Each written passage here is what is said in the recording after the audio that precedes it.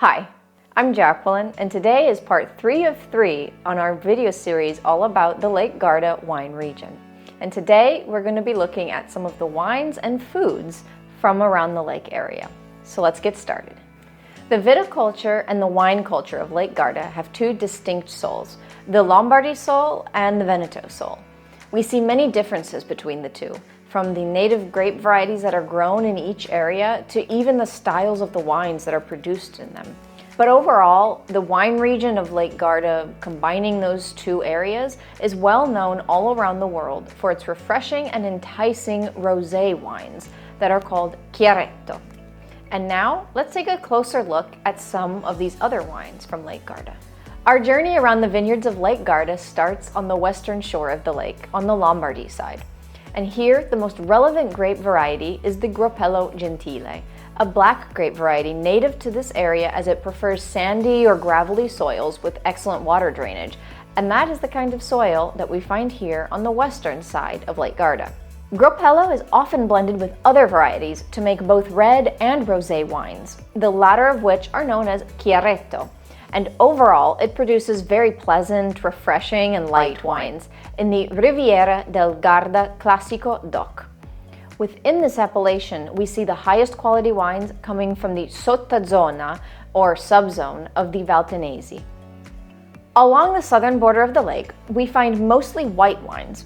The first appellation that we encounter is San Martino della Battaglia DOC, where we find simple white wines made with the Tokai Friulano, a grape variety that is usually found in the region of Friuli Venezia Giulia in northeastern Italy, but it also is found in the Veneto region as well. These white wines have moderate acidity, are crisp, and with a characteristic of a slightly bitter aftertaste like an almond. In Italian, this characteristic is referred to as retrogusto amandorlato. We move up in quality with the Lugana DOC appellation. This overlaps with many of the same villages in the appellation of San Martino della Battaglia, but Lugana wines use another and more noble grape variety.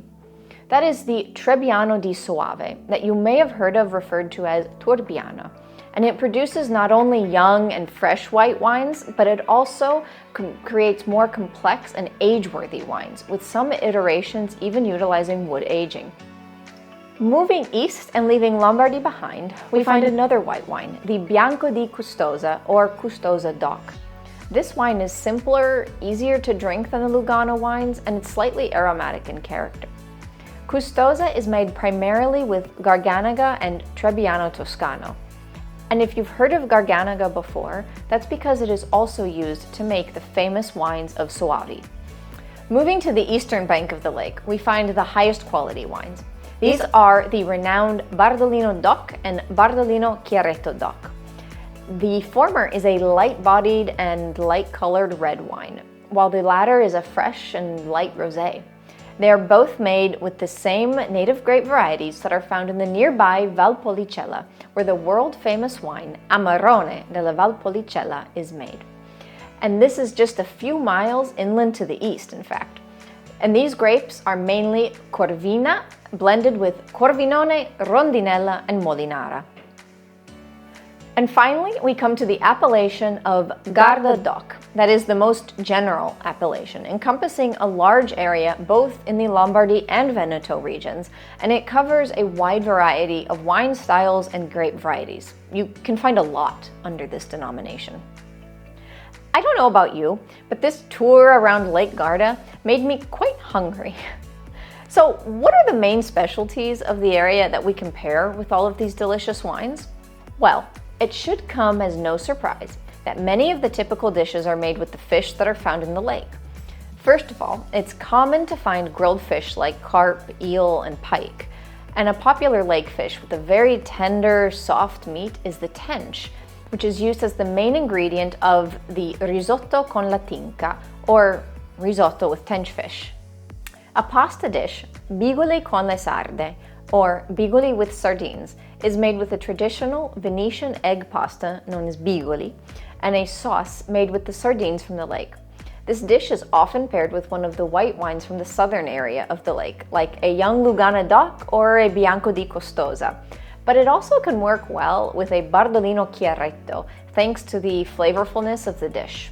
And if you don't care much for fish, don't worry, there's still plenty to enjoy in the area.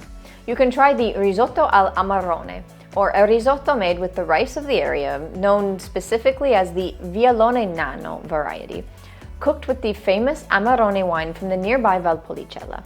And it uses a local cheese from the nearby Montebaldo area known as Monte Veronese cheese. Needless to say, it pairs well with a glass of Amarone della Valpolicella that matches the taste of the wine in the risotto. But honestly, even a red Bardolino is delicious since it's made with the same grapes, but it's a lighter wine and it's not quite so heavy on the palate as an Amarone. And if you have a glass of Riviera del Garda Classico, you can try pairing it with the Carbonera, not carbonara, but Carbonera, which is a typical dish of the land tradition to the Lake Garda area. And it's especially from the northern Trentino Alto Adige part of the lake. The ingredients are very simple. It's a polenta that you mix with 3 different types of cheese from the nearby Montebaldo area. And it's great topped off with a little bit of Garda DOP extra virgin olive oil. Speaking of which, almost every dish that you will taste in the region will most likely be cooked or complemented with the elegant extra virgin olive oil, Olio del Garda DOP. It's a specialty of the area that's renowned all over the world. The olive trees grow very well around the shores of Lake Garda, which is unusual at these latitudes, but this is thanks to the peculiar Mediterranean subclimate of the lake. It makes an extra virgin olive oil that is very delicate and fruity on the palate, with a lightly bitter and spicy aftertaste, thanks to the rich polyphenols. These evus are low in acidity and easily digestible, so they go great with every dish without overpowering other flavors, especially on the tender grilled fish that come from the lake. So thank you very much for watching. If you've missed the first 2 episodes of this series exploring the Lake Garda wine area, you can click here to catch up, and I'll see you in the next video.